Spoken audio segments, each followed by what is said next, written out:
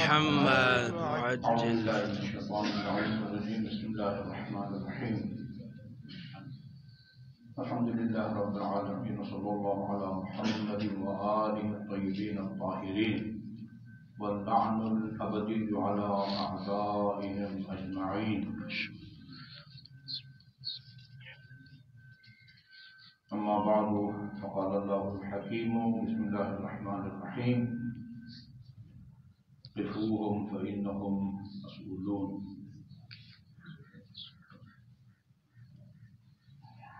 الحمدللہ آپ سب کو معلوم ہے کہ اللہ تعالیٰ کی دو قسم کی صفات ہیں. بعض صفات اللہ تعالیٰ کے شایان شان ہیں، ہم ان کو خدا کی صفت کمال کے طور پر بیان کر سکتے ہیں. اللہ قادر ہے، وہ قدرت رکھتا ہے. اللہ عالم ہے، اللہ مدرک ہے. اللہ حی اور زندہ ہے. یہ سمیع ہے، سننے والا. بصیر ہے، دیکھنے والا. متکلم ہے، وہ کلام کرنے والا. یہ صفات ثبوتیہ کہلاتے ہیں. بعض صفات ایسی ہیں جو اللہ تعالیٰ کے شایان نشان نہیں ہیں، ان کو صفات سلبیہ کہا جاتا ہے. ان کو ہم خدا سے سلب کرتے ہیں. اللہ کا جسم نہیں ہے جس طرح ہمارا جسم اور بدن ہے. اللہ تعالیٰ مرکب نہیں ہے، یعنی جس طرح ہم اعضاء اور بدن سے مل کے بنتے ہیں، اللہ تعالیٰ کے اعضاء، بدن، ہاتھ، پاؤں، گردہ، جگر، دل وہ اللہ نہیں رکھتا. اسی طرح اللہ جاہل نہیں ہے. اللہ تعالیٰ کسی کا محتاج نہیں ہے. یہ وہ صفات ہیں جن کو اللہ تعالیٰ سے ہم اس کی نفی کرتے ہیں، سلب کرتے ہیں. کچھ صفات ہیں جن کو خدا کے لیے ثابت کرتے ہیں. قادر، حی، مدرک، سمیع، بصیر، متکلم.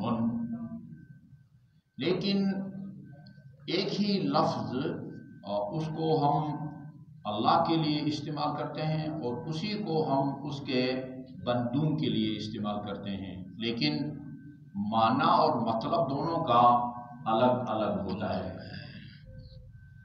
ان میں سے ایک ہی متکلم. خدا کی صفات ثبوتیہ میں سے ایک یہ ہے کہ خدا متکلم ہے. میں اور آپ بھی متکلم ہیں، کلام کرنے والے ہیں. میں ابھی متکلم ہوں. آپ جب صلوات بھیجتے ہیں محمد و آل محمد پر، آواز بلند صلوات بھیجیے. اللہم صلی علی محمد و آل محمد. آپ متکلم ہیں. میرے اور آپ کے متکلم ہونے کا مطلب یہ ہے کہ ہمارا منہ ہے، منہ کے اندر زبان ہے، دانت ہیں، حلق ہے. وہ جتنے الف سے لے کر یہ تک حروف ہیں، ہر حرف کو کی آواز نکالنے کی الگ الگ جگہ ہیں. وہاں سے ہم ان کو نکالتے ہیں مخصوص آواز میں. وہ ہوتا ہے ہمارا تکلم، ہمارا کلام. اللہ اس کا منہ نہیں ہے، اللہ کے دانت نہیں ہے، اللہ کی زبان نہیں ہے. حلق جس کو حنجرہ کہتے ہیں وہ اللہ تعالیٰ میں نہیں ہے. ہم سمیع ہیں، یہ اس کان کے ذریعے ہم سنتے ہیں. اب باریک بینی سے تفصیل ڈیٹیل میں نہیں سمجھتا. ہو سکتا ہے کوئی ENT اسپیشلسٹ سمجھتا ہو کہ وہی بندہ یہ کیا کان اور اس کے اندر موجود پرزے فنکشن انجام دیتے ہیں جس کے نتیجے میں بندہ آوازوں کو سنتا ہے. یہ آنکھ سے ہم دیکھتے ہیں، سادگی سے دیکھتے ہیں. اس کے اندر اتنا پیچیدہ نظام ہے کہ جس کو ایک آئس فریش سمجھ سکتا ہے کہ کیا یہ کس طرح کا کیمرہ ہے. ہاں، ادھر کی چیزوں کی تصویر اندر آتی ہے. یہ بہت لمبا چوڑا عمل انجام پاتا ہے سکرڈوم کے اندر. سکرڈوم کے اندر. اچھا جی، یہ اس طرح ہم بصیر ہیں.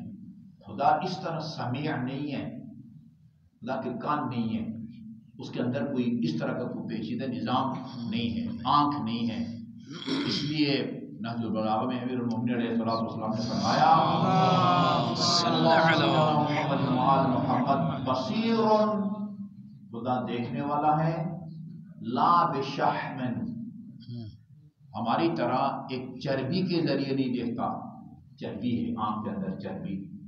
سمیع اور وہ سننے والا ہے، لا بعظم، یہ اسے ہڈی کے ذریعے اللہ تعالیٰ نہیں سنتا جس طرح ہم ہڈی کے ذریعے سنتے ہیں.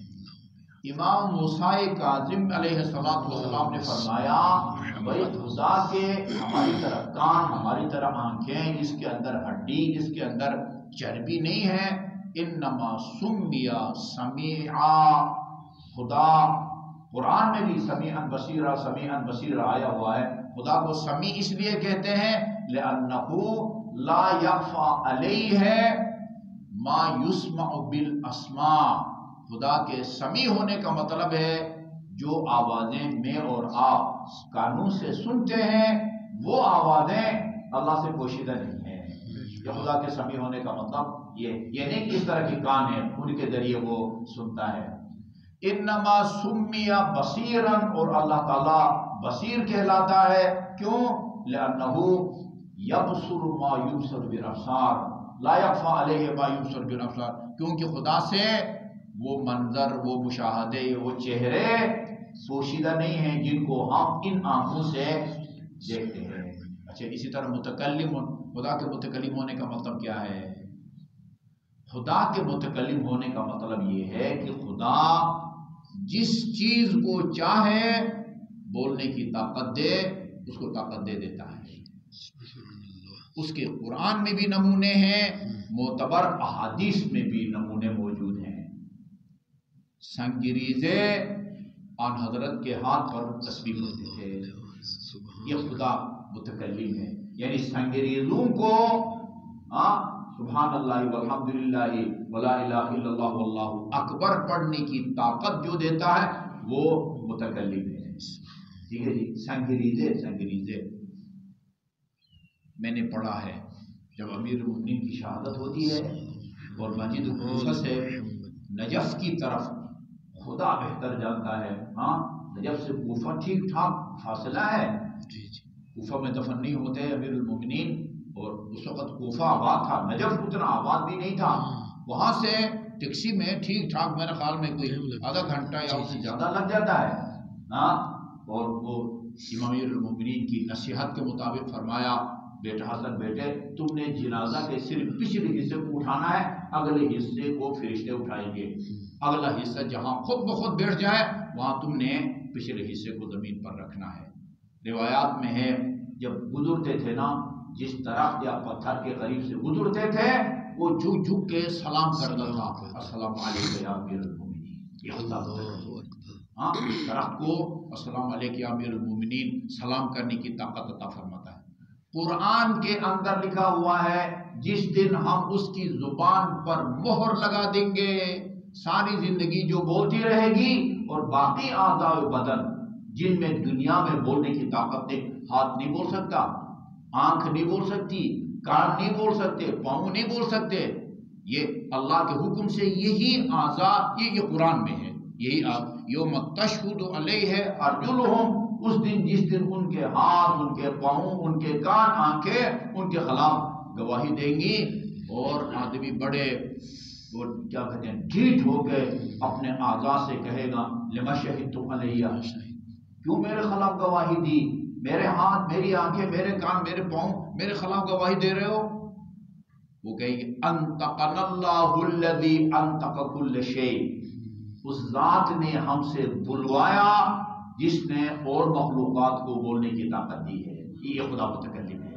یہ ہاتھوں کو بولنے کی طاقت دے گا، یہ ہاتھ کہے گا اس نے میرے ذریعے یتیم کو تماچا مارا تھا. یہ آنکھیں گواہی دیں گی اس نے میرے ذریعے نامحرم کو دیکھا تھا.